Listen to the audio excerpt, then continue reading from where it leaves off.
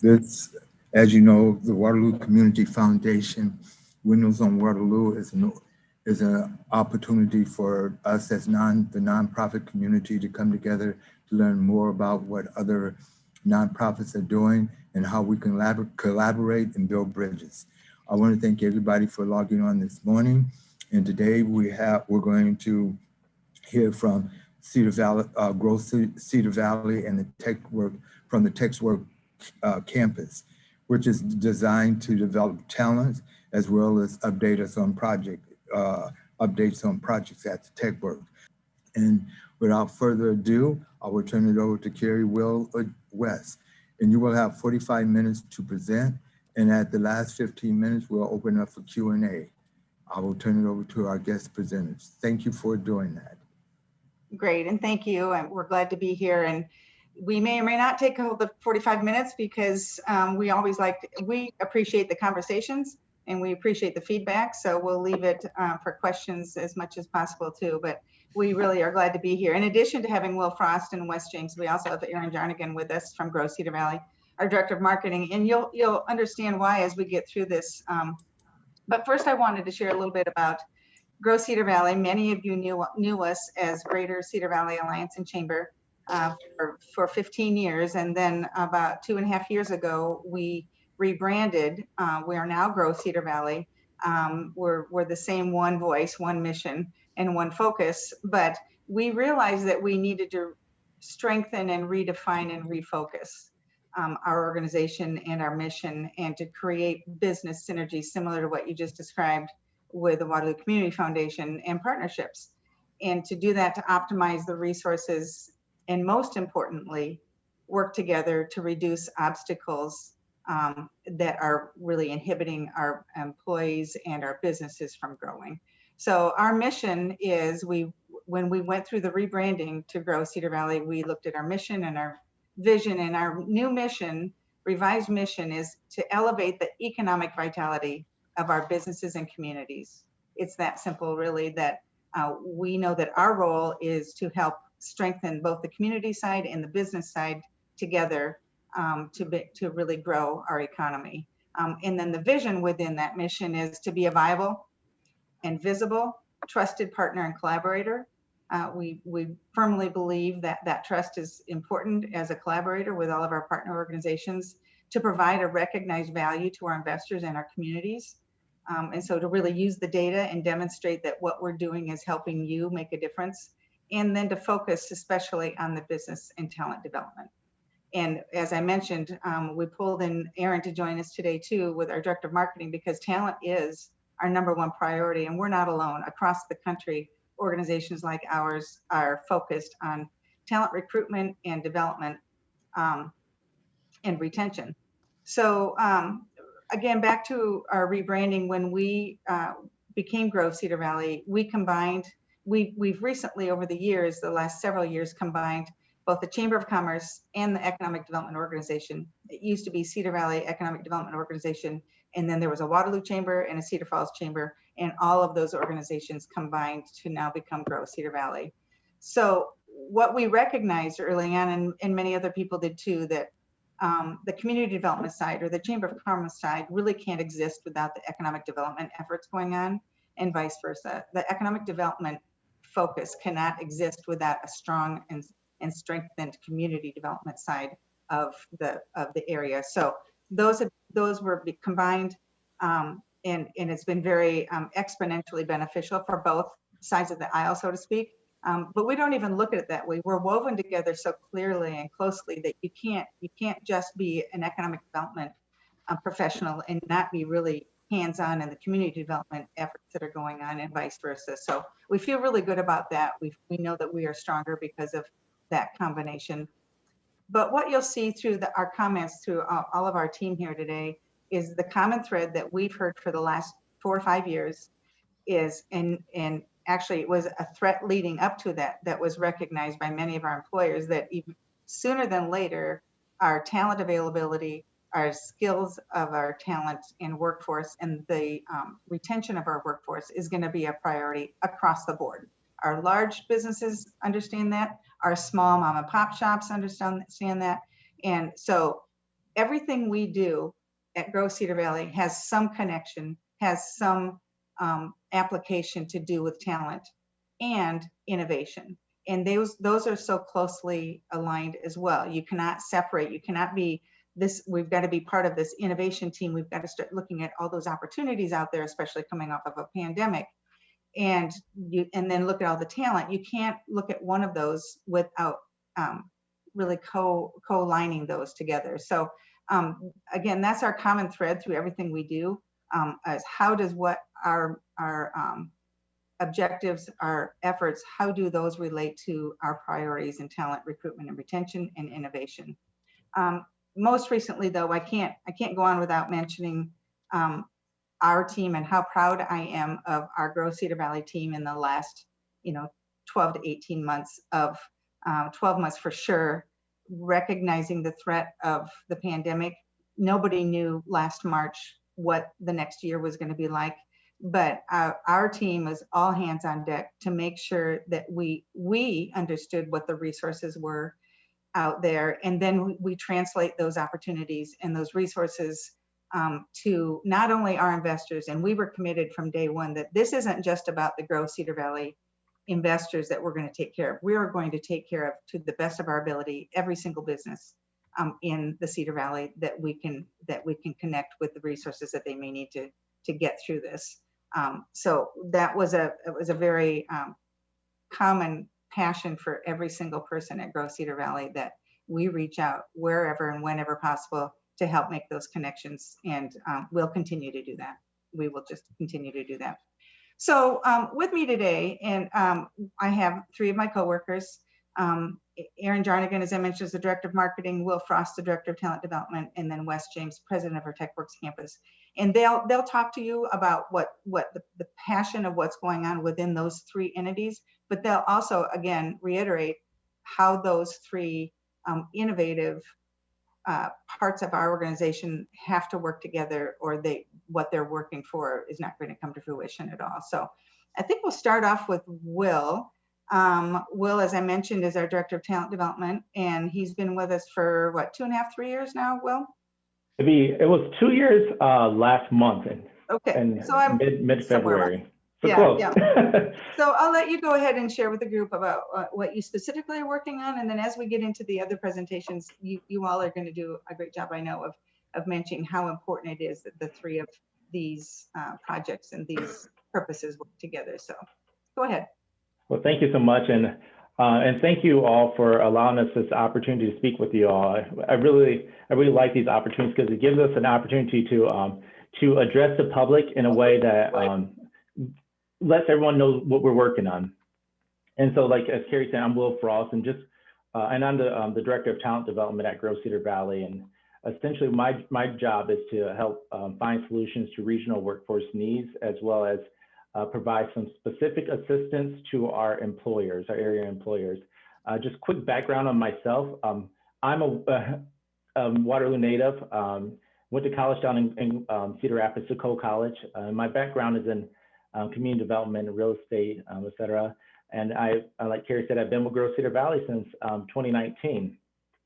And kind of going into everything, over the last 12 months, we have had this little thing that I know that everyone might be familiar with, this whole COVID thing that unfortunately negatively, in fact, impacted a lot of us, but it also opened a lot of opportunities.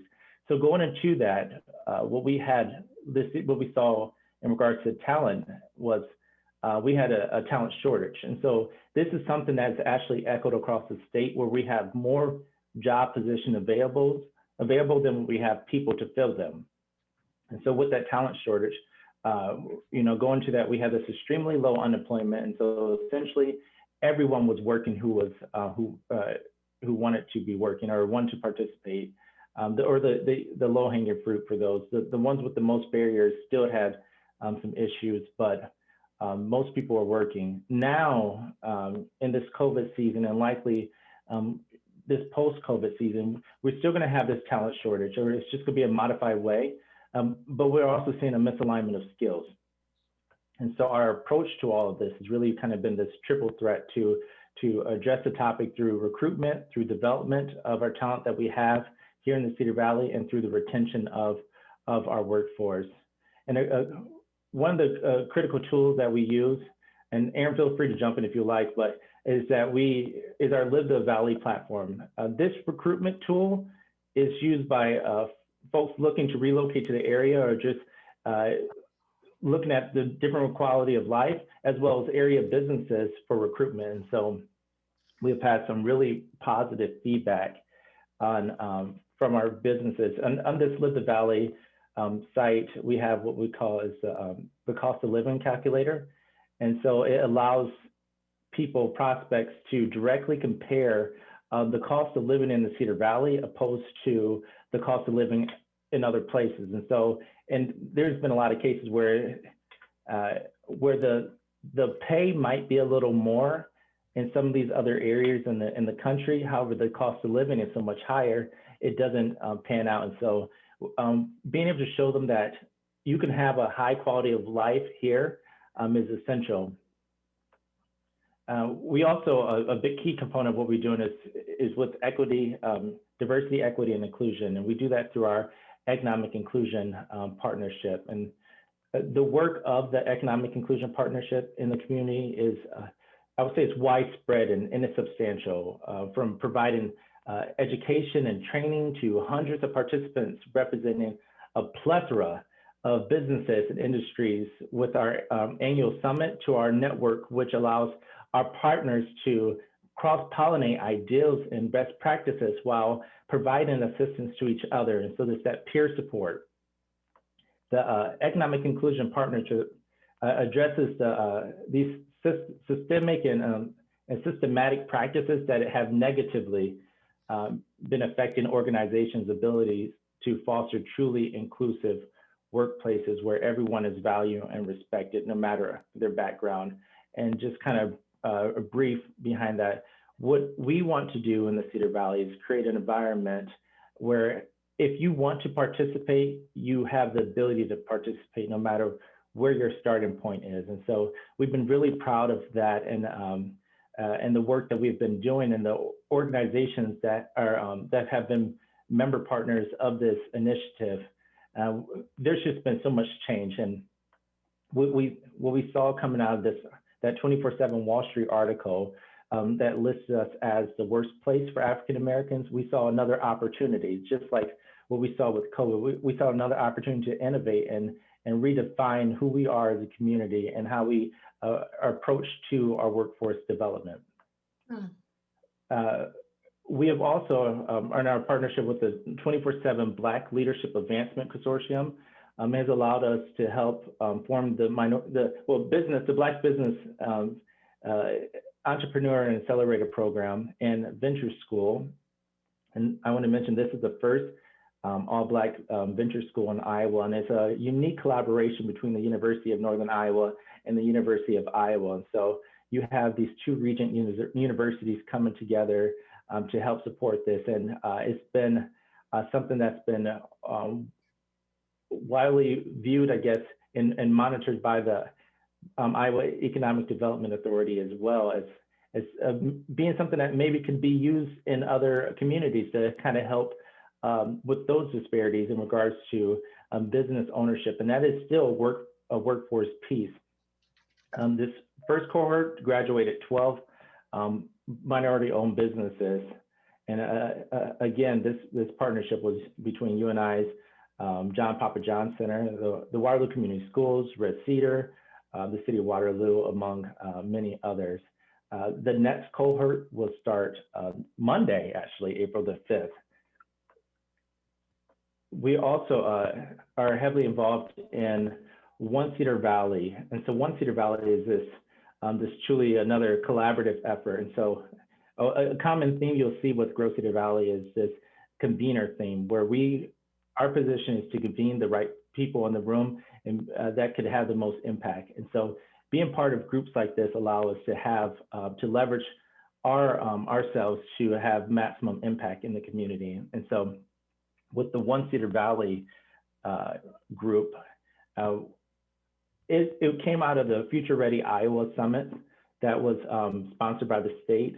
This initiative that is statewide to help build a workforce, to help build our workforce. And it's geared towards empowering and embracing underrepresented residents of the Cedar Valley, being intentional with efforts to create economic vitality. I didn't know that.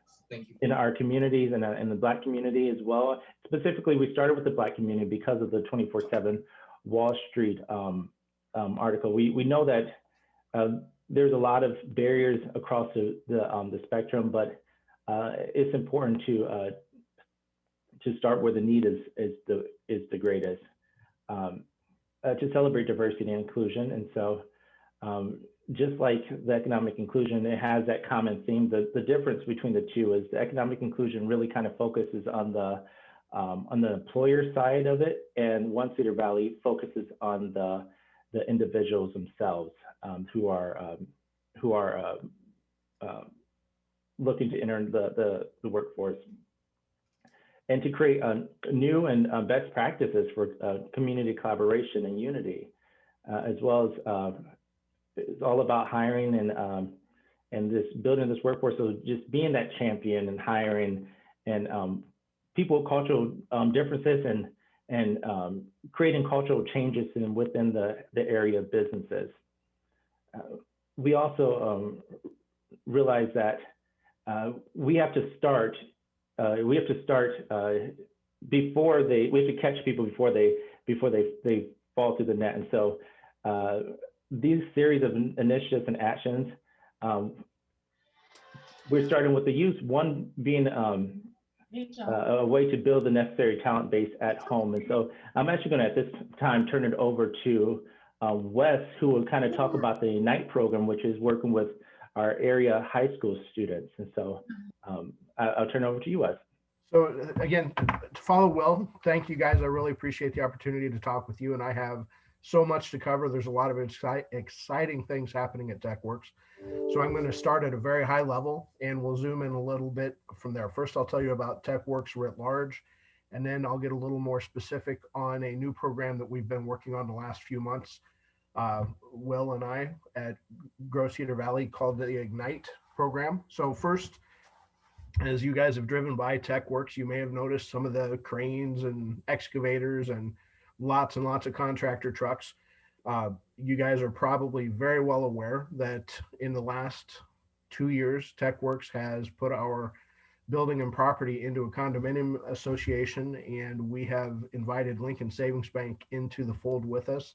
Lincoln Savings Bank is now the owner of the top 3 floors of TechWorks and is investing heavily in our building, in our mission, really.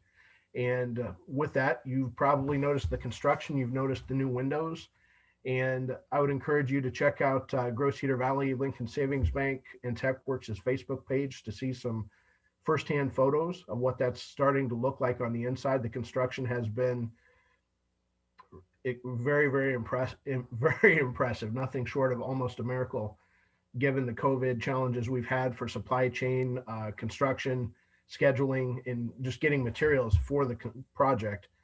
But that's coming together very well. I'm going to take a flying leap and give you an unofficial date that Lincoln Savings Bank will have somewhere around 100 people in TechWorks on a day-to-day basis, joining our tribe, working with us every day in sometime in the middle of summer. So that's going to happen sooner than we can all believe. The next step in the project is all the new windows on the top 3 floors look beautiful. They've really added a huge amount of daylight. And the next step is to add those same new windows on floors 1 through 3. So the rest of us are going to have, we'll have to adjust to having so much daylight and better views out the windows. Lincoln Savings Bank is one big thing, but another one that's happening at TechWorks on campus is University of Northern Iowa.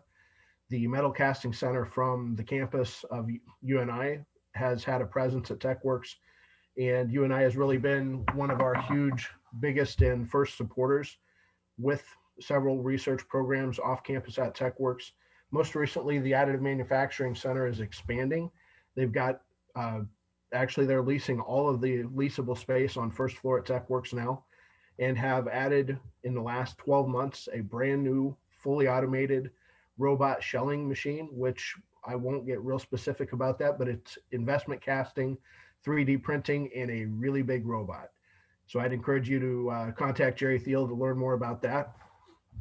And the next step is UNI is expanding the additive manufacturing with a Industry 4.0 center at TechWorks. So looking for sensors, Internet of Things, more automation and robots, and all the things that go with digital manufacturing. So at risk of staying very high level on that, I'm going to move on and get a little more specific.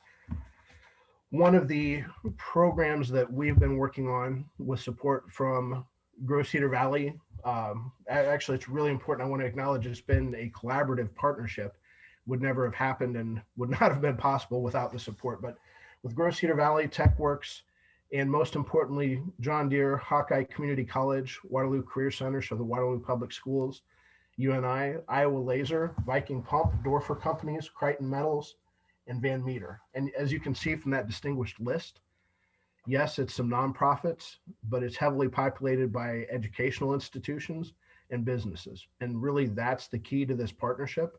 The Ignite program is all about the partnership between the educational institutions, specifically Hawkeye and the Waterloo Career Center, and the businesses themselves. So the problem that we're tackling with the Ignite program is that in our experience at Cedar Valley, the conversation always leads to workforce.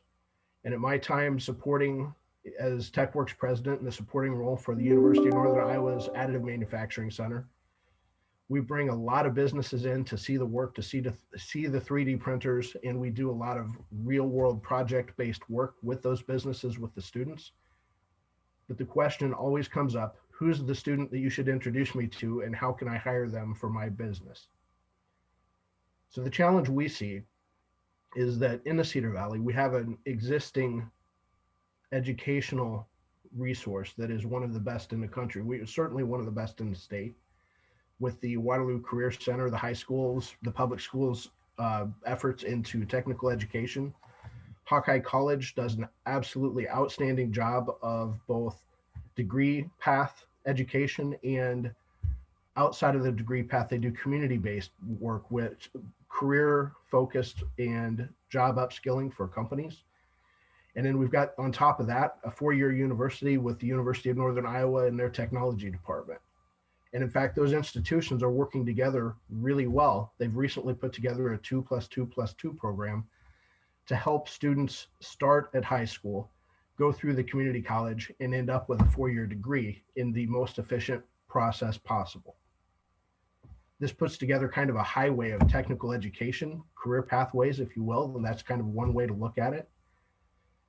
But we still have manufacturers looking for workforce. We still have a workforce shortage, and we've still got a lot of students, particularly in underserved communities, that maybe don't have the opportunity or don't take advantage of those opportunities in technical trades and skilled trades education. So why don't we see more participation in the underserved communities when we've got such resources here in our community? Our project, again called Ignite, is, and if you'll get the name Ignite, the idea is to light a spark, start the fire, and get students to help identify that, hey, I can do this. It's not just for farm kids and small town kids. Maybe I didn't have an uncle with a hot rod and I didn't get to build motors or hot rod my moped or play with tools growing up, but certainly these students have the ability and the skills, and given the opportunity, they can do just as well as anyone else in the technical trades, and they can have the well-paying career jobs with one of our region's competitive advantages, which is our installed manufacturing base and the SME supply chain supporting that manufacturing base. So what we're doing about that is we put together a working group. We meet every week. Again, I've listed our partners. Hawkeye and Deere have taken an early lead and really been active in supporting this program. And the program actually was developed by Department of Defense grant money by a company called Amatrol. That's what they do. Their business is creating training content and trainers for high schools, community colleges, and 4-year universities. This program is brand new. It was funded with a heavy DoD grant in response to the DoD's concern that if we, and I've heard this number from the Rock Island Arsenal a number of times, if we ever get in a real military conflict, we've got plenty of soldiers, plenty of tanks. What we don't have is maintenance parts. And unfortunately, with the national workforce challenges in technical trades, we can't ramp up our manufacturing fast enough to meet that defense supply demand. So the Department of Defense is investing heavily to shore up our advanced manufacturing trades, as well as a lot of economic development institutions around the country. So they've put together a brand new program called Ignite. It's a program full of LMS content, so learning management system. It's computer-based with modules specifically targeting advanced manufacturing technologies and techniques. And then that's backed up by hands-on trainers. So at TechWorks, we've got the computers, we've got the learning systems, but we've also got all these trainers that the students can put their hands on. And that's, I should be more specific, Hawkeye has those materials. And the program is a pre-apprenticeship training program in advanced manufacturing designed specifically to cast a wider net into communities that aren't being reached, and to cast that net at an earlier age before the students make up their mind on what direction they think they want to go, and give them some exposure and the identity that, hey, I can do these technical trades. And if I want the well-paying job, if I want to work at Crichton Metals, or I want to work at John Deere, or I want to have my own company that does something in support of one of those industries, I can do that. So the program consists of 1 semester classroom learning with hands-on training, followed by 1 semester or summer of work-based learning where they actually apply those skills at a local business. And it's a paid internship type experience. Initially, we put this program together starting late last fall. In less than 90 days, we went from a brand new idea to having students in the classroom with a lot of support from Hawkeye and the Waterloo Career Center. And so far, it's been a wonderful success with a few challenges. We're learning lessons as we go. What have we learned? First, we've learned that student recruiting is critical. You've got to start early and help the students understand the opportunity. But it's not just understanding the opportunity. You've got to get in while it fits with their school schedule, because high school students have graduation requirements. And as their plans get mapped out, they have so many semesters and so many classes, and you've got to work that into that schedule, or you end up with students who really want to participate in your program, but it doesn't fit their graduation pathway. Second, we've learned that students all start at different skill levels. They don't come in with the same ability or the same experiences. So you have to do some level setting, and this program is fantastic for doing that and bringing everybody to a similar level quickly. Third, not every instructor has to be a subject matter expert. We really lucked out. We've got Mike Cook. He's a retired Deere ME with experience in entrepreneurship and a real connection to the East Side Waterloo community, because that's where he's from. And he is the ideal instructor for us. He's our perfect model because he's been teaching at Hawkeye for a number of years. He's got a heart for helping kids in mentorship, and he's got the professional experience as a manufacturing engineer at Deere. So he's pulled himself up by the bootstraps. So he's the perfect example, but there's only so many Mike Cooks in the world. Recruiting instructors is really a bottleneck if you want to provide technical training. But with the Ignite program, the program does most of the teaching. You need certainly a couple technical experts in your portfolio to answer questions as you go, but those don't have to be your instructor. Your instructor could be any good high school instructor that can help facilitate the class. Another lesson we've learned is we've had some really positive testimonials. One of our students' moms talked to me for almost 20 minutes and just made me almost want to cry at the very beginning of this program, because she was so excited that we were presenting a learning opportunity for her student, because his learning abilities, super smart student, but doesn't learn well in the traditional lecture format.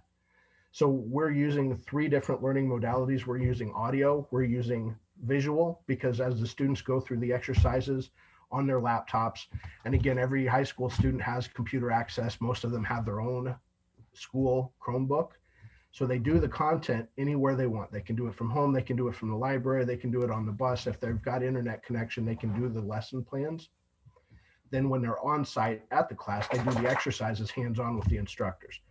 But that the testimonials we've had so far is that providing the different ways to learn and then backing it up with a hands-on has been super effective. So really encouraging. And probably the most important lesson we take away from this is that active participation and active partnership from the manufacturers is really key to the success here. From the manufacturers, you need financial support to help pay the bills, keep the program relevant, keep the equipment updated. You need feedback and guidance on the classes you're teaching. The outcome of these student lessons is the students actually get, every time they complete a skill and learn a lesson, they get a check mark and they get a micro credential. Those micro credentials eventually add up through the program's 6 levels to industry recognized SACA and MSSC credentials. So they're actually getting a certificate that has meaning, and an employer knows whether they're in Iowa or whether they're in Arizona, if this student has this certificate, they can do XYZ skill. So using the feedback from the companies, we know which skills have the most relevance. The business partnership is critical to provide factory tours. So the students get to go out. We've done 3 factory tours already with this initial group. We've done Deere, we've done Crichton, and we've done Accurate Gear, and we're open to more. The benefit of the factory tours, the feedback from the students has been, holy smoke, this isn't what I thought manufacturing was. These jobs are people using equipment, using technology. They're doing cool stuff. And wow, this factory is clean. It's well lit. I could work here. This would be okay. And finally, from the business partnerships, we need the work-based learning experiences. We need the opportunities for the students to go have that job, that summer semester, where they get paid, where they apply the skills they've learned, and they realize, hey, again, I can really do this. I see people that I know doing this, making good money, and that's a life I'd enjoy living. I can be like that. And oh, by the way, it turns out it provides a really nice summer-long interview for that student with the company. They get to find out if they like each other, if they can work well together. But the mentorship opportunities of working, that work-based experience, that's really where the rubber hits the road here. So the final thing I'll put out there is, how can you help? If you want to learn more about Ignite, I'm really excited about this program and I'd be happy to tell you more. Please contact me. I'd share some materials just by email. If you'd like to learn more after that, I'd be happy to give you a tour, introduce you to our instructor, possibly some of our students. And if you've got connections to manufacturing businesses or other resources, please get in touch. Thanks, Wes. And we will allow time for comments even here, questions and comments even here. But so now you've heard from Will and Wes on these talent development initiatives.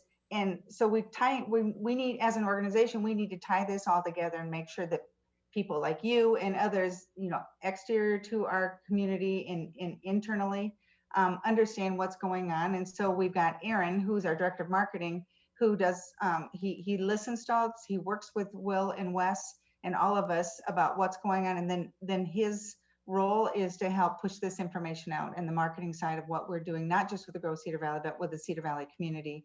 And included in that is our Live the Valley, as Will mentioned, our Live the Valley project and initiative that Aaron has been the project lead for years. So Aaron, I'll let you take this over and you can wind it up and then we can have time for questions.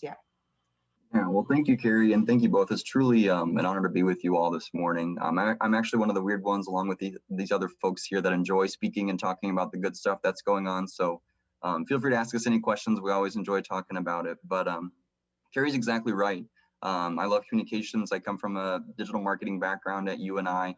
And one thing that we've really had to, I'd say, beefing up this year is just effective communications. When we weren't having as many events in person, how do you get a lot of these resources out? How do you update folks on what's going on in the Cedar Valley, the opportunities that folks can have from the business perspective, but also the personal perspective of growth? And so we've done a number of different things. And then through all those, Cary's exactly right. The theme that you see is workforce, everything from what Will was talking about to what Wes is working on, to government affairs. Steve Furman, who's our director of government affairs, we just had a great update from him last week on what's going on down at the State House and at the federal level.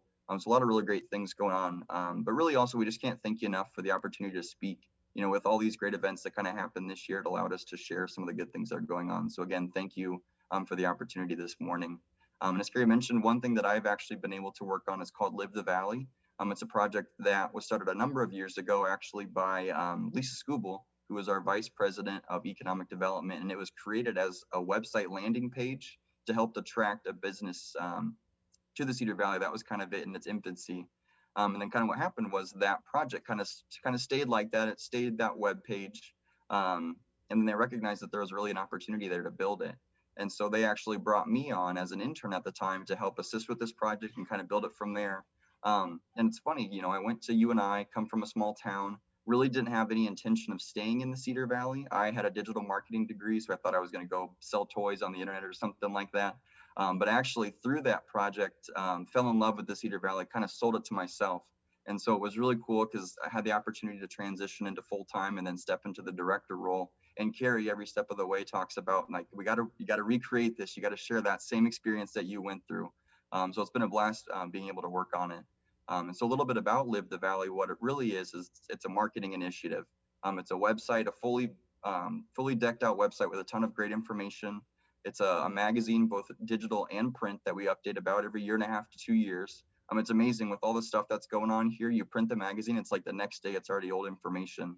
We had the first one go out, and then, you know, the Birches had to go and build a theme park. And so we had to make sure that was included in the second one to capture all that good stuff going on. And then lastly, it's social media channels that we feel really good about.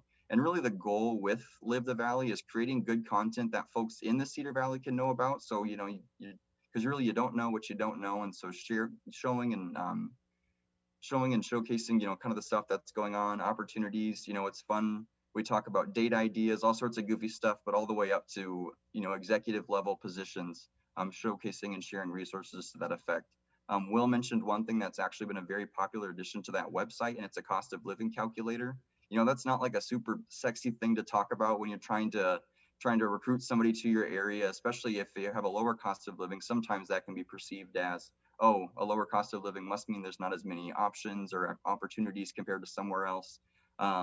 So really we provide in that calculator a great way to frame that conversation and just to easily compare what it looks like. You know, if you make $50,000 here, it's crazy how big of a difference that is. Like, and if somebody lives in Chicago, just with the actual difference of what, you know, that gets you for a house, what that gets you for, you know, opportunities, recreational opportunities. And it's a great tool.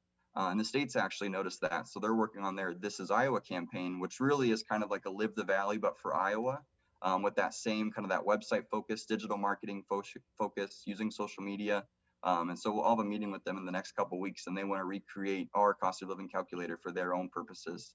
So we also have a lot of great testimonials for that project. Lincoln Savings Bank was able to hire some executives as they were working on their LSBX program. So the building with the new pretty windows that Wes was talking about. I don't know if you guys have driven past that at all at night, just with those lights on. It is amazing what that building looks like. But there's a lot of great testimonials from that. We have the ones from the employers who have been able to hire and bring folks in. I remember one of our ED partners that we work on that project with talked about how they just heard a story of a gal who lived on the East Coast working virtually for a college and had parents that lived here, and they actually were able to help persuade her to come back using that tool. And she's still able to work virtually for that university.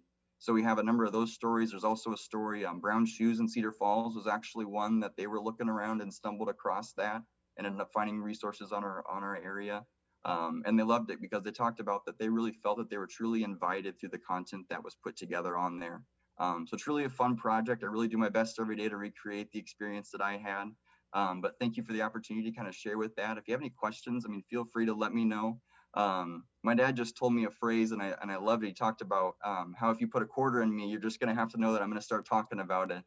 So just be aware that that might happen if you ask me questions. But thank you for the time this morning. I really appreciated the opportunity. So I'd like to know, what is a quarter worth in the cost of living calculator? So is it, are you going to get 50 cents worth if you put a quarter in the Cedar Valley, or? Yeah, it depends. It depends. It's a really cool tool. We're working on it a little bit right now. We're having a few website bugs. So give us a day or so and go and play with it, because it's a lot of fun. I'll get back to you on that one, Cary.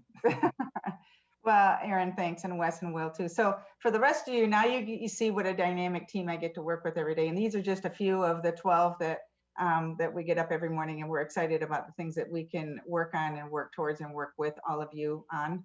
I believe you wanted to have some time for questions, and we've got a few minutes and we're here. And if something pops up after we all log off, please reach out at any time. Excellent. I would like to start off first with saying thank you, and I think the Cedar Valley is in excellent hands with you and your staff. I would like to say also, this is the first time, and I haven't been on all meetings, that I heard part of the vision that Will was talking about is addressing the 24/7 report. I heard Wes talk about, and both Will and Wes talk about, Will, I'm glad about growing talent. Wes, I'm glad that you're implementing that piece. And I think not just the United States, but the world been so far behind in recognizing that we need skilled trade. And this is totally imperative, because if you look at what's happening, if we don't have people to replace those current people employed in skilled trade, it may cost you $1,000 to get a plumber, excuse me, to come to your house.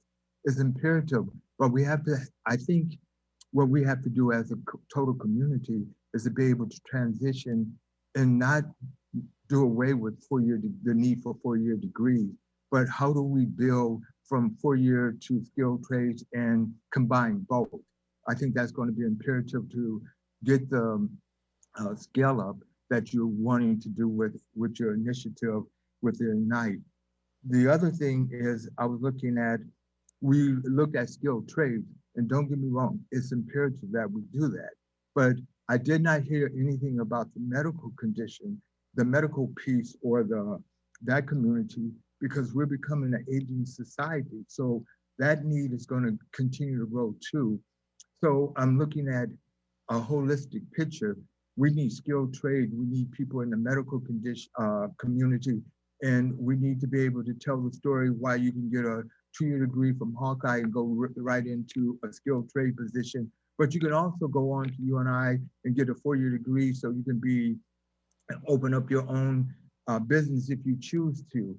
And so I think all of those things are great. And my last comment, and this is a form of a question, once we get these individual trained in the skilled trade community, what are we doing to keep them in the Cedar Valley? Great question. Go ahead, Will. Okay, I can hopefully answer that. And I want to start with saying that it's part of what we're doing is with partnering with other organizations. So a big partner has been the Waterloo Community Schools with the Waterloo Career Center. They've had this vision for a long time of addressing some of those issues, those skilled trades.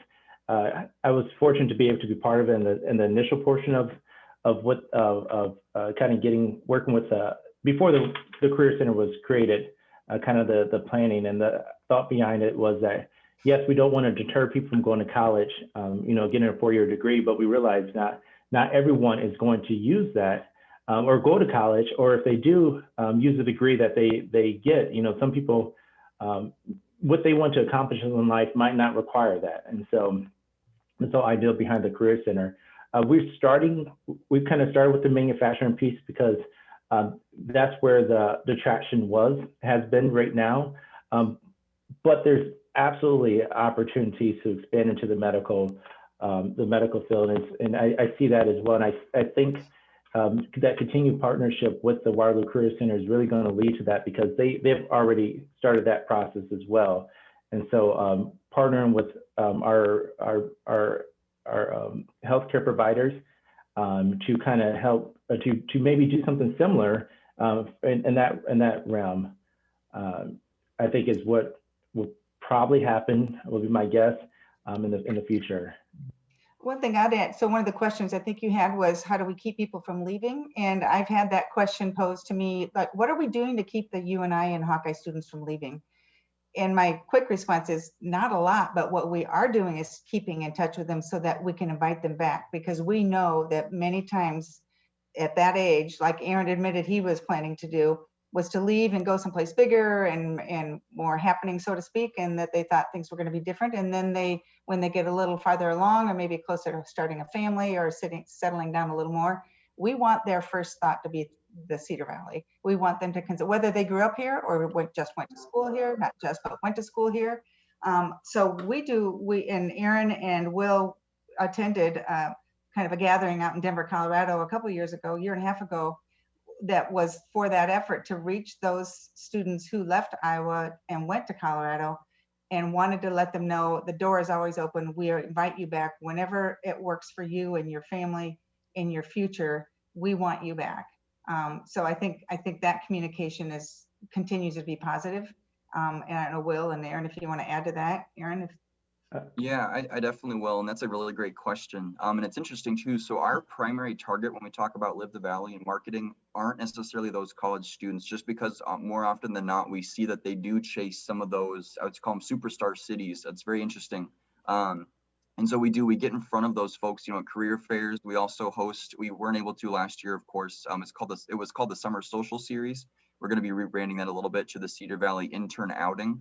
And so actually getting in front of folks, and a lot of them end up being UNI and Hawkeye students, taking them around the community of Waterloo, Cedar Falls, showcasing the amenities, especially now again with that theme park, just all the stuff that goes on here, and showing what that community looks like as a whole, and then getting their information so then over time we can keep in touch.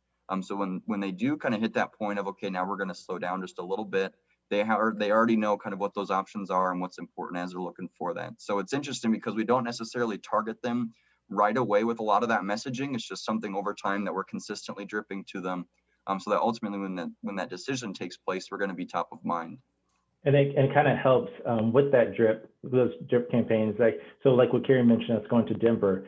So going after those expats, I was really surprised to realize how many people who have moved away still pays attention to what's going on in the Cedar Valley. That still has a tie. A lot of times they have family or whatnot. They follow our news, they follow our social media, et cetera. And with the platforms like Live the Valley, they're paying attention to that too. And so our first event with me being at Grove Cedar Valley was in Minneapolis, and I was surprised. It was a room packed full of people. Same thing in Denver, where people are from the Cedar Valley. I think they want to come back. They're waiting for an invitation to come back, and that's what we're doing. We're going out and being aggressive and intentional, and saying, hey, we know you went out, you got these life experiences, and you have all this great stuff. It's time to come home now, or whenever you're ready. The door's always open. The Cedar Valley is always open for you. And I'll add to that again. I'll say the quarter thing. You guys got me again on it. Talking about those opportunities in Colorado and Minnesota. One thing that Will and I were just kicking off, we were so excited. And so COVID, just another thing that it affected, is actually in Denver. We were talking about, how do we go, and there's going to be, 50 to 80 professionals, tech professionals in this room. How do we have a meaningful touch base with every single one of them without having to talk to every single one of them? Because it was only the two of us that were going out. And so we were thinking about it, and we were thinking about it. And we were thinking back to, how can we be innovative and do something a little bit different? And the thought was, how can we bring the Cedar Valley out to Denver, Colorado, and really showcase what it looks like, provide some scale and showcase the opportunities there, what it looks like. So Will and I actually had the opportunity to partner with a local marketing company and create virtual reality videos, and actually brought out a headset that then plugged into a TV. And so kind of what the setup looked like is we were able to sit next to these folks as they put on a headset, and we're able to stand in the downtowns, stand at Lost Island Water Park, look around, hear the voices of people walking past, hear the sounds of cars going down Main Street. An awesome opportunity. And then they also had it projected up on the TV so that all the other folks in the room could then look at it and see what was going on and say, what is that person looking at? Like, because it's kind of, choppy as they're moving. It's not like a professionally cut video. I mean, they're looking around as if they're there.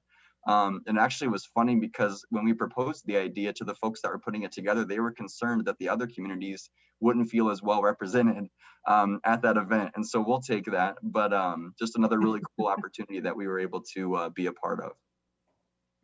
That's a good point. That's one of like a handful of ideas that have come from this group of creative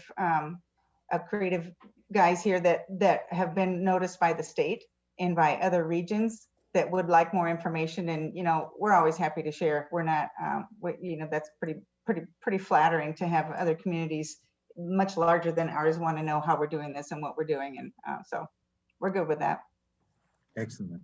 I got a question from the audience, and it says, what are some of the other things that you see that are drawing people to the Cedar Valley besides the cost of living? When you're going out, what are some of the other things that you are expressing to other individuals that you're trying to recruit back to the Cedar Valley or to recruit the talent needed? And I'll start, but I'll let the guys chime in. One of them is that we have targeted industry assessments throughout the state and through our area. We know what those targeted industries are that will find a real level playing field and a lot of advantages to locating here. So that's part of what we go after. But Aaron, you were going to say something. Go ahead. Yeah, well, I was going to say it really, the key part is it just has to be a great place to live. And I mean, we can't sell something that's not real. So putting together an authentic experience, cost of living is just a piece of that. I mean, there has to be a diverse and unique opportunities for people, to go and eat. There has to be different living opportunities for folks. Some want to live downtown, some want to live out in the country. And what's nice about our area is we actually have that pretty nicely packaged when we look at it as a Cedar Valley region. If you separate it out into single cities or communities, then you lose some of those opportunities. And so that's something that we've had to work through time, especially with businesses, is that when you look at this as a big package, now you're not having to get super specific with somebody. You're able to take this resource, the Live the Valley resource, provide it to them, and they're able to kind of find what they're looking for. We just make it easy to read and easy to navigate. And so it's all sorts of different things, and it's dependent on the person that you ask. But that's what's allowed it to be successful so far. In your research or your time evaluating and creating these opportunities, looking down the road, what are some of the greatest needs in the Cedar Valley in relationship to jobs? I think right now is the alignment of the skills. And so we saw a lot of people losing their jobs last year or being laid off or permanently laid off due to COVID. And a lot of those positions were in the service industry, like hotels, restaurants, et cetera. That hasn't completely came back to full capacity. And so we have people that are available, but their skills don't necessarily align with some of the jobs that are available. We have a large need for manufacturing positions, for example, education, healthcare, and those skills are skilled trades that are that require some training. So that skill alignment, upskilling people so that they can have the skills necessary in order to be really successful in what we have right now is something. I think you'll also notice what's being recognized at the legislature are access and affordability of childcare. And so that's one that's being addressed. Certainly housing is another, workforce housing, and that the legislature is also addressing incentives and credits for that level of housing to be constructed or improved. So I think what's affecting the Cedar Valley is affecting the state, and it's being recognized at the state level. And like broadband, I mean, through the pandemic, it was a necessary benefit that was needed across the state even before COVID, but that certainly heightened the awareness and the need for it to be across the board. So I think what we're facing as a region isn't unlike what other parts of the state are dealing with. Right. And I heard you loud and clear about the need to upscale when it comes to addressing the educational need to be qualified or to be able to move into these type of positions. But I think what I'm interested in learning, so when I go out there, I can tell people these are the jobs that we're forecasting that's going to be a great need for the Cedar Valley. I hear manufacturing, I hear from the medical community, but if I could have some specific job titles to say these are the type of jobs that we're looking to be able to upscale on training to get you prepared for these future jobs. That's what I'm looking at from that question, if you don't mind, Will or Cary. Okay, sorry. No, I was going to say that might be some. Will, you have access to some of those really specific targeted areas, not only through our job board, but through a lot of our data research. Maybe you could get together, offline and really share those very specific areas too. Yep, we could certainly do that. And kind of just speaking kind of generally on things like CNC machining as be one of them, some welding would be another one. I mean, kind of those positions that will help supply Deere with some of the parts that they need and some of the other manufacturers in the area.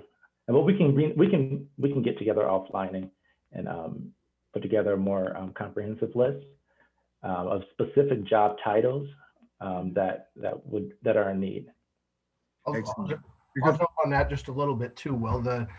In my experience in the last 24 months, looking at manufacturing skill set needs, the 4-year degrees will continue to be needed. We'll always need engineers, but the high skilled automation and manufacturing technician with the sensors, with the electronics, with the Internet of Things connectivity, as we transition into manufacturing 4.0, it's already happening. It's coming. It's going to be as big as the Industrial Revolution and how it changes the way we do manufacturing and the skill sets needed. We still definitely need just labor, but that's going to be a much smaller piece of the pie. We need higher skilled people in between the engineer who sits in an office with a design software and the person who physically moves the part. We need somebody who can code and program and strategize how automation should be used and how sensors and what pieces of data are relevant, because we've already got the capability we've had for 5 years. Data storage and collection has become so efficient that it's almost free. The challenge is with this monster data set, what are you going to do? So what? It doesn't matter until you can do something meaningful. So the connectivity between different parts of the manufacturing process, literally machines, but also processes between different companies, and having that seamless and real-time connectivity, that's super valuable. So the manufacturing technician guru is, whatever you want to call it, that's a really key one. And I think there's some analogous fit in healthcare as well. But I'd look to the Waterloo Career Center and I'd look to Hawkeye. They're already in that space. And I think with some of the programming both of those educational resources have in both healthcare and manufacturing and skilled trades, they're already looking at that, and that they might have some really good insights on that. Excellent. That's a good point. Sorry. Yes, Tim. Oh, I was speaking over someone, I think. Yeah, that was Will, but I think Will will yield. Correct. Well, I would just like to make 2 comments, no question. First of all, to Cary and Wes and Aaron and Will, a job well done, just excellent. You know, I've been involved since the birth of the Grow Cedar Valley and the TechWorks, and I still learn new things and new perspectives every time I hear you guys, so job well done. The other thing from early on, and it's just a pass along, feel good sort of thing. I was at a meeting the other night where a hired consultant for the city who works in the Eastern Iowa a lot, across the state, and even into neighboring states. The subject of the Career Center came up in the Waterloo Community Schools. And she said, you guys probably don't realize it, but you are the envy of the entire state for that facility. And Wes, I don't think she even had an idea of Ignite, and let alone the things that Hawkeye and you and I and the rest. So it's good to hear those things once in a while, that our efforts pay off and we do make good decisions. That's music to Jeff Frost's ears. I can see him on the screen. So. Well, they have not. There's nothing like it. There's Nope. nothing like it around. Excellent. And we love telling the story. So, I mean, that's what we do best. I would like to say to all of our community that logged on today that we have a gold mine in Waterloo. And I think Grow Cedar Valley and the text work is what we need to move forward. And I want to thank both Cary, Will, Wes, and Aaron for giving us a presentation. As Tim said, I have learned from this experience too. Every time we have Windows on Waterloo, I gain more knowledge and ways of collaborating. Just two comments before I close out this. I wanted to acknowledge that what Wes was talking about, the need for having the programmers and all of that type of encoding. I think we have a great group of young people coming through from kindergarten to that elementary age, because they're gaming, they're doing it, they're into it.